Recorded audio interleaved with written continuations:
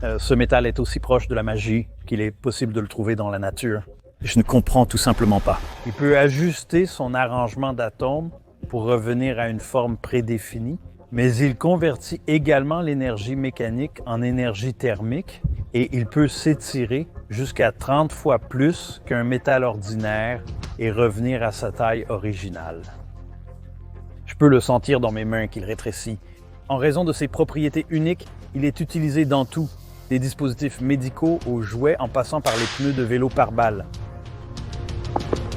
Et cela permet à la National Aeronautics and Space Administration de réinventer la roue pour l'exploration spatiale. C'est l'ossature du pneu. L'ossature du pneu est un ressort. Donc en gros, c'est le ressort appliqué à la jante. Vous avez enroulé un ressort autour d'une jante. Oui, rien de plus simple, n'est-ce pas? Voici un vélo qui a des ressorts à l'intérieur d'un polymère.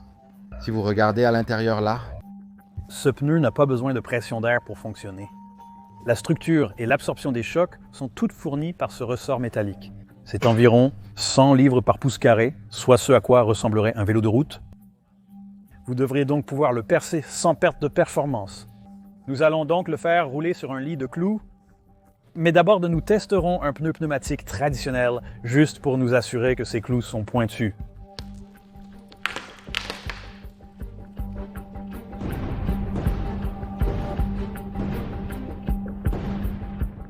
une autre crevaison, un autre pneu à plat. Ça, c'était en quelque sorte attendu.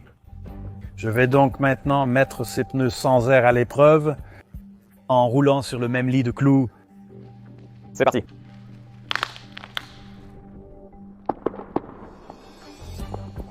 Et j'ai entendu beaucoup de claquements. Je dois avoir frappé quelques clous. Je ne ressens rien de différent.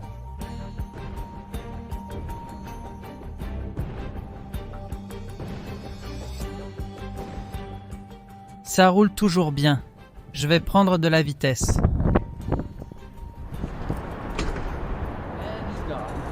C'est clairement un clou. Je crois qu'il s'est brisé à l'intérieur. C'est ça, oui. On dirait que le clou est dans le pneu. Nous allons maintenant essayer de tirer une balle dans le pneu et voir ce qui se passe. 3, 2, 1.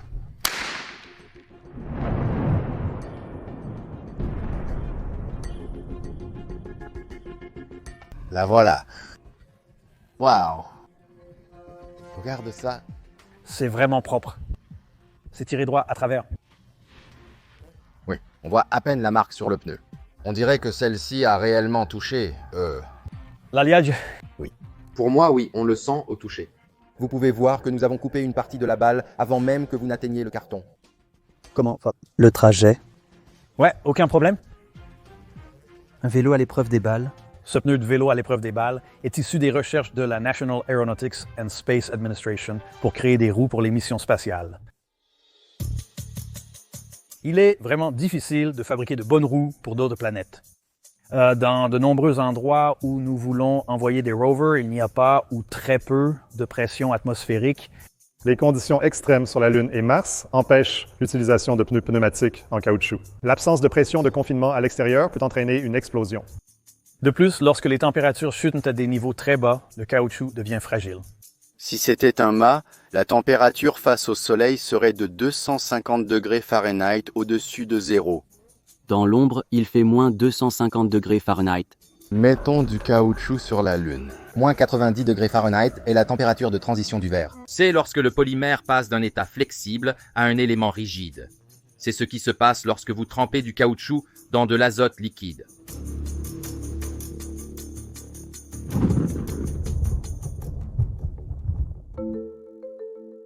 C'est pourquoi vous ne pouvez pas renvoyer du caoutchouc sur la Lune. C'est pourquoi presque toutes les roues utilisées pour explorer les autres planètes ont été fabriquées en métal dur. Cette pièce de rechange en aluminium est pour le rover Curiosity. Elles sont faites en aluminium et usinées à partir d'une seule billette, éliminant ainsi les risques liés aux fixations, soudures ou autres points de défaillance potentiels. Mais comme il est très coûteux de lancer de la matière dans l'espace, les roues doivent être aussi légères que possible. C'est léger mais encore lourd. Pour respecter ces limites de masse, ils ont fait cette peau d'une épaisseur de 0,7 mm. Plus mince qu'une carte de crédit, Ces éléments structurels ici, que nous appelons aussi des crampons, sont là pour donner de la force à la roue, mais aussi pour aider à saisir les obstacles et à saisir le sol. Le problème est que, comme ce caoutchouc est si grand et lourd et que le terrain est si agressif et désagréable, il voit en réalité des charges de pointe beaucoup plus élevées, concentrées sur les zones entre ces crampons, que ce qui était prévu. Et c'est l'état actuel des roues sur Mars en ce moment. Comme vous pouvez le constater, il y a de larges trous et fissures là où était cette peau.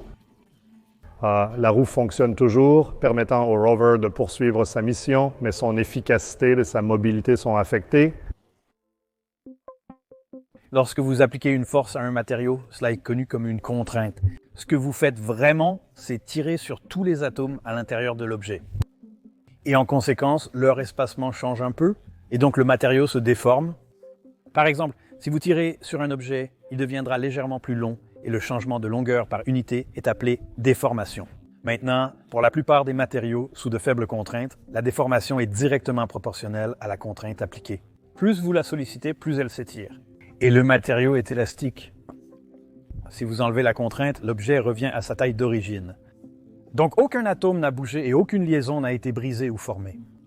Vous les avez simplement fait fléchir en appliquant cette contrainte. Mais si la contrainte appliquée dépasse la résistance à la déformation du matériau, la déformation est telle que les atomes ne peuvent plus maintenir leur position relative. Des défauts nommés dislocation de bord peuvent se propager à travers le matériau. Les atomes se réarrangent en fait eux-mêmes, et donc la déformation n'est pas réversible. C'est une déformation plastique. Donc l'objet ne reviendra pas à sa forme originale lorsque la contrainte est supprimée. Sous une contrainte suffisante, le matériel peut se fracturer complètement. Dans le pire des cas, cela se traduit par des trous comme dans les roues du rover de Mars, ce qui réduit leur performance et pourrait finalement compromettre la mission. Les métaux ordinaires peuvent résister élastiquement à une contrainte de seulement 0,3 à 0,8 %. Au-delà de cela, ils subissent une déformation plastique, donc ils ne retrouveront pas leur forme originale. Et finalement, ils pourraient même se fracturer. OK. Tu l'as plié aussi. Ouais. Plié et étiré. C'est pourquoi chaque composant d'un véhicule spatial est conçu pour ne jamais s'étirer à plus que ce 0,3, 0,8 %. Mais c'est une limitation significative. Il existe un autre type de roue que la National Aeronautics and Space Administration a essayé dans l'espace, celle du véhicule lunaire Apollo, cette structure particulière qu'ils ont construite. Et ce que nous appelons un pantographe. Tout ce que c'est un ensemble de fils qui ont été tissés en dessus, en dessous, en dessus, en dessous. Et ceci sur la surface ici. C'est pour obtenir et renforcer une prise? C'est principalement pour s'assurer que le pneu ne s'enfonce pas dans le sol. Des études sur les bandes de roulement ont été menées pour déterminer la couverture nécessaire. Environ 50% suffisent pour maintenir le pneu en quelque sorte flottant à la surface et maintenir toujours cette flexibilité. Les roues du véhicule lunaire ont bien fonctionné pour les courts trajets effectués sur la Lune. Je veux dire, le plus loin que ce véhicule ait jamais allé était à 36 km. Mais même ça, ces roues devaient être conçues pour minimiser la déformation plastique du maillage d'acier. Et donc, ils ont mis cette structure interne à l'intérieur. Nous l'appelons un butoir. Quand elle rencontre une bosse et que cela est déformé, le contact avec le butoir stoppe la déformation. Pour la maintenir juste en dessous de cette limite proportionnelle où ils induiraient la plasticité. Cette roue était suffisante pour les courtes missions d'Apollo, mais pour des voyages plus longs, un butoir ne suffira pas à prévenir l'accumulation de déformations plastiques au fil du temps. Des roues en acier maillé ont été testées sur Terre, mais leurs performances se dégradent avec le temps. C'était le pneu à ressort en acier de Mars que nous avons fabriqué et conduit sur le même banc d'essai, et il n'y a pas de fracture, mais vous voyez beaucoup de déformations permanentes là. Ce dont nous avons besoin est un matériau qui soit fort et durable comme l'acier, mais qui puisse supporter beaucoup plus de contraintes sans se déformer de manière permanente. Et ça, c'est de là que cette chose entre en jeu. En 1961, le laboratoire d'artillerie navale effectuait des expériences avec différents alliages impliquant du nickel et du titane. Un échantillon qui avait été travaillé, chauffé et refroidi à plusieurs reprises a été montré à l'un des directeurs techniques associés qui se trouvait être un fumeur de pipe. Il a donc décidé de tester l'effet de la chaleur de son briquet sur l'échantillon. Et quand il a fait cela, il a découvert que le matériau changeait de forme. Cela a choqué tout le monde et a conduit à davantage d'investigations sur le matériau qui est devenu connu sous le nom de nitinol pour ses composants, le nickel et le titane, et pour le Naval Ordnance Laboratory où il a été découvert. Alors, pourquoi le nitinol a-t-il changé de forme? C'est vraiment parce que l'alliage peut subir un changement de phase à l'état solide. Lorsqu'il est chauffé, les atomes du nitinol sont disposés dans un arrangement de réseau cubique. Cette phase est connue sous le nom d'austénite, mais lors du refroidissement, les atomes se transforment en une forme connue sous le nom de martensite-maclé. C'est un arrangement des atomes plus désordonné et de moindre symétrie. Et dans cette phase, vous pouvez appliquer une contrainte au matériau et le déformer. Contrairement à un métal ordinaire, cette déformation ne rompt pas les liaisons atomiques et des dislocations de bord se déplacent dans tout le matériau. Maintenant, dans ce cas, la structure cristalline change à nouveau pour une forme de martensite démaclé. Et maintenant, lorsque vous le réchauffez, le matériau passe de la martensite à l'austénite, ce qui signifie que tous les atomes retournent à leur emplacement d'origine et donc le matériau retrouve sa forme originale. Nous pouvons essentiellement définir cette forme comme celle de la mémoire de forme du parent connu. C'est pourquoi on l'appelle la mémoire de forme. Je peux l'étirer. En le refroidissant, je pourrais l'étirer davantage. Mais dès que je le réchauffe, il se souviendra de sa forme parente originale. Et c'est pourquoi le nitinol est considéré comme un alliage à mémoire de forme. La forme était définie à haute température quand le matériau est en phase austénitique. Puis lorsque le matériau est refroidi, il subit une transition de phase en martensite-maclé. Si une contrainte est maintenant appliquée au matériau dans cette phase, il peut être largement déformé en changeant la structure cristalline en martensite démaclé. Lorsque la contrainte est relâchée, la plupart de cette déformation reste. Mais lorsque l'échantillon est chauffé, les atomes retournent à la phase austénite, ce qui ramène le matériau à sa forme originale. C'est comme si vous le mettiez à peine dans l'eau. Non. Et c'est aussi rapide que tu peux y diriger la chaleur vers ou loin de lui. Wow, c'est cool! C'est la propriété du nitinol dont la plupart des gens sont au courant et celle qui le rend utile pour beaucoup d'applications. Donc c'est un stent. Ils les refroidissent légèrement juste en dessous de la martensite, puis ils l'écrasent ou l'allongent. Donc, vous pouvez voir qu'il devient vraiment mince. Ensuite, ils insèrent un cathéter et ce cathéter traverse le corps jusqu'à l'endroit où ils veulent déployer le stent. Et puis, lors de son déploiement, il rebondit directement, augmentant ce diamètre extérieur et ouvrant cette artère. Le nitinol est idéal pour cela. Les alliages à mémoire de forme peuvent générer des forces significatives lorsque chauffés, permettant leur utilisation comme actionneur.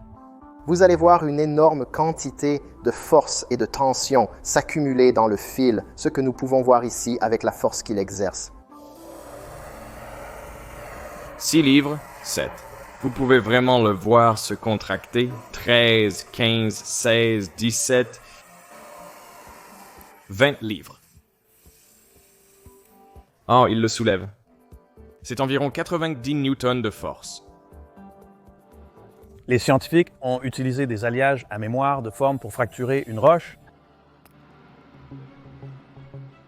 Les alliages à mémoire de forme font l'objet de recherches pour une utilisation dans l'aviation. J'ai déjà fait une vidéo sur les générateurs de vortex, ces petites ailettes sur l'aile d'un avion qui perturbent le flux d'air en turbulence. C'est important pour le décollage et l'atterrissage pour maintenir le flux collé à l'aile afin de ne pas caler. Mais lorsque vous êtes en vitesse de croisière et que vous n'avez pas besoin de ces vortex soient générés, vous voulez les ranger car ils constituent une pénalité de traînée. Alors que l'avion monte juste, du décollage à la vitesse de croisière, nous passons d'une certaine température au sol à quelque chose proche de moins 50, moins 60 degrés Celsius en croisière. L'alliage est conçu entre celles-ci afin que nous puissions simplement profiter du changement de température ambiante qui se produit dans l'environnement. Quand nous refroidissons celui-ci, pas de contrôleur, pas d'opérateur, il reste plat de manière autonome. La température à laquelle le matériau passe de l'austénite à la martensite peut être réglée pour être n'importe où entre moins 150 à plus 350 degrés Celsius. Cela a été réalisé en changeant le ratio des éléments et en utilisant différents traitements thermiques. Et puis, comme cela se réchaufferait en revenant à l'atterrissage, il remonte tout de suite.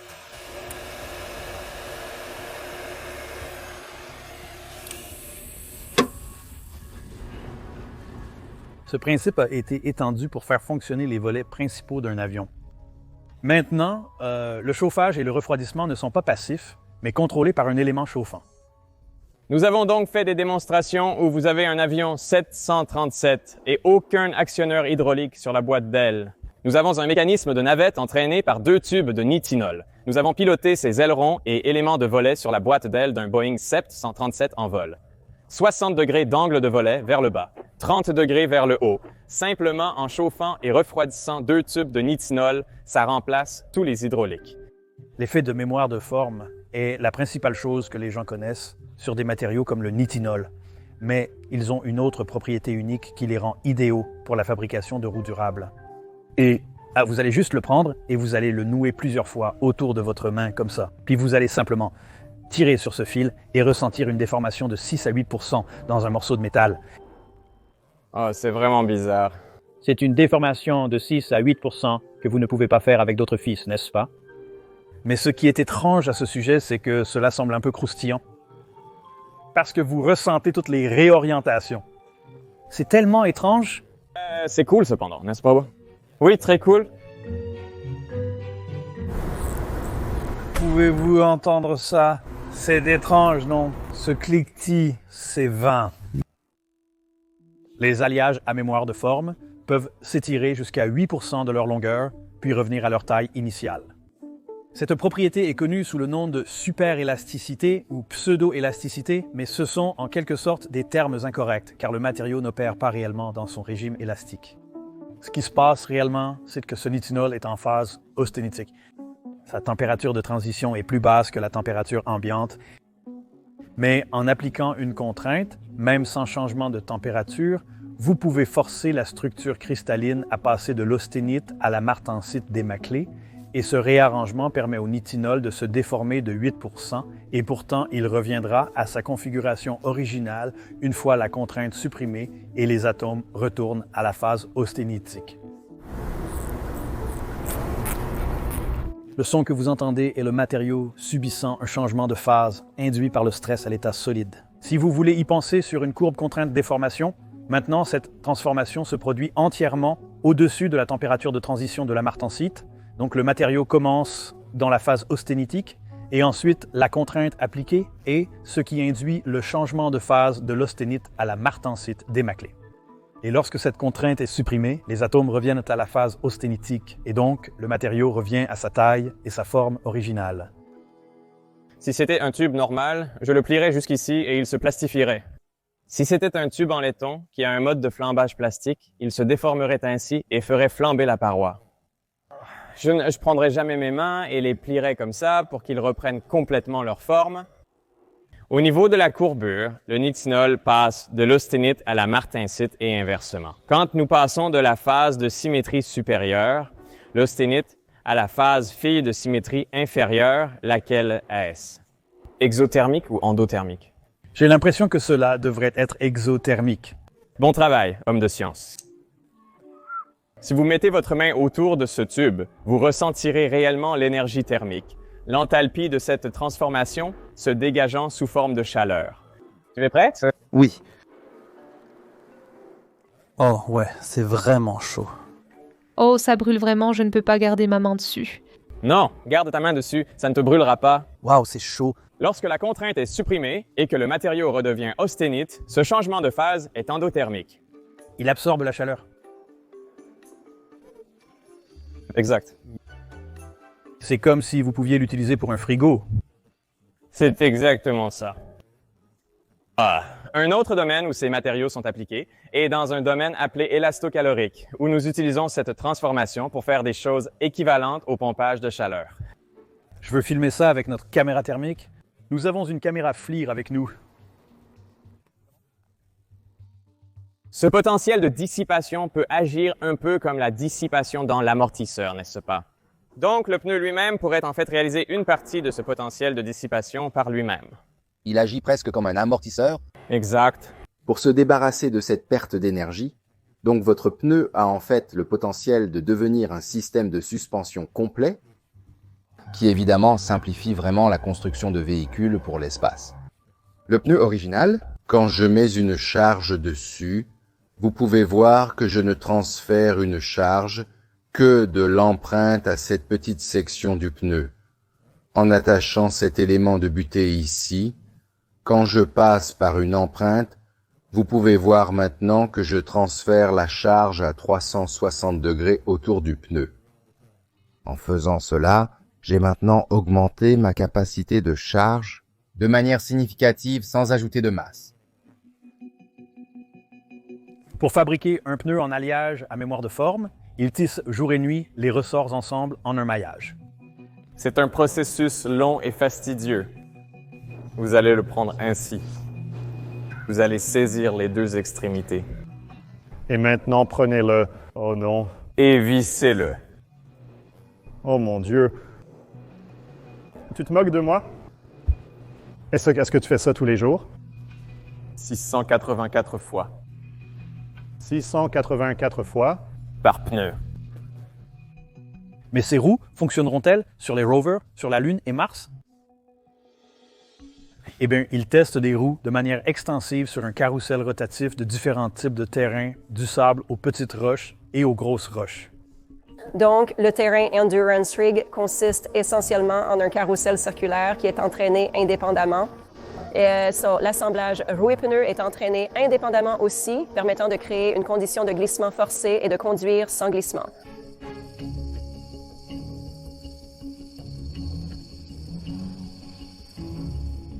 Et c'est à peu près la vitesse à laquelle un rover martien se déplacerait. La vitesse moyenne est d'environ 6,7 cm par seconde. C'est une vitesse nominale. Ils ne vont pas trop vite. D'accord, je m'en vais pour aller marcher sur la Lune simulée. Mais ça ressemble à une plage et au toucher aussi, ce côté est censé simuler la surface de la Lune et ce côté est censé être la surface de Mars. Ça s'enfonce pas mal. La roue roule, c'est une roche. Est-ce que je la pousse dedans ou je la mets dessus? Je dirais atteindre le dessus et mettre tout le poids de votre corps dessus. C'est tout mon poids dessus. L'alliage à mémoire de forme est suffisamment solide pour supporter le poids du véhicule ou du véhicule et de l'équipage, mais il est également incroyablement flexible, donc il peut se déformer jusqu'à 8% sans être endommagé de manière permanente. Et c'est ce qui est nécessaire pour les longues missions spatiales. C'est une grande quantité de déformation, n'est-ce pas? C'est une grande quantité de déformation. Et toujours pas au-delà de 8%. C'est tellement gluant.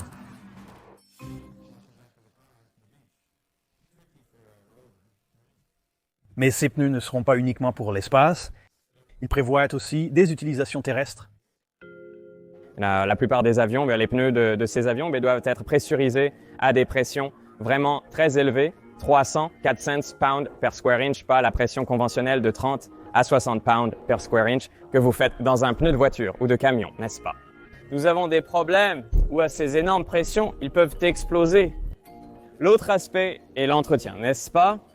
Donc, si je suis un pneu pneumatique et que je compte sur cette pneumatique pour les performances du système, je dois toujours vérifier la pression de l'air pour m'assurer que je suis à la bonne pression de gonflage afin de ne pas consommer trop de carburant ou de ne pas être dans une situation où je pourrais potentiellement éclater un pneu à cause des charges. En passant à un système structurel qui ne dépend pas de l'air et qui est spécifiquement conçu pour l'application, tous ces problèmes disparaissent. Ils en ont testé une sur une Jeep. Comme elle ne dépend pas de l'air sous pression pour le soutien, vous ne pouvez tout simplement pas avoir un pneu à plat. De plus, elle ne peut jamais être sous-gonflée, ce qui améliore considérablement l'économie de carburant. Avec un métal qui fonctionne comme par magie, vous pouvez fabriquer des pneus sans air qui nous emmèneront hors des sentiers battus, sur la route, dans les airs et à travers d'autres mondes.